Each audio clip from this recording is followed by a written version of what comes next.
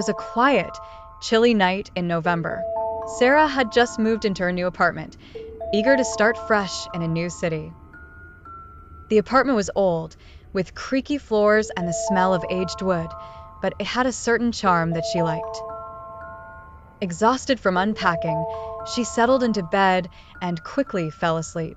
Around midnight, Sarah was jolted awake by the sound of her phone ringing. The number was unknown, but she picked it up, thinking it might be important. When she answered, there was only silence on the other end. Confused, she hung up and tried to go back to sleep. Minutes later, the phone rang again. This time, she hesitated before answering. Again, silence.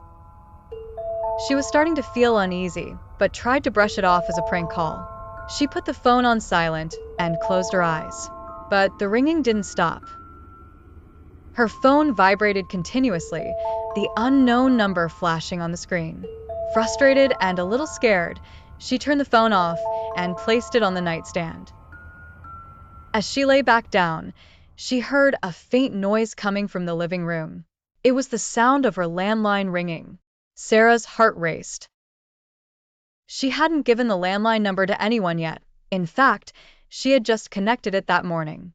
Slowly, she got out of bed and walked toward the living room. The phone continued to ring, the sound echoing through the apartment. With trembling hands, she picked up the receiver. "Hello?" she whispered, her voice shaking.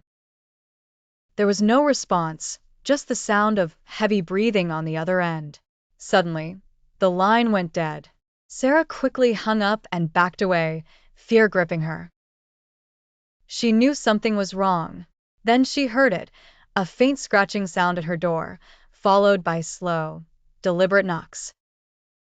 Her blood ran cold as she realized the unknown caller wasn't just on the phone. They were right outside her apartment. Panicked, she grabbed her cell phone and dialed 911, but just as the call connected, the power in the apartment went out, plunging her into darkness. The only light was from the street lamp outside, casting eerie shadows on the walls. The knocking grew louder, more insistent. Sarah locked herself in the bathroom, trying to keep quiet as she heard the front door slowly creak open.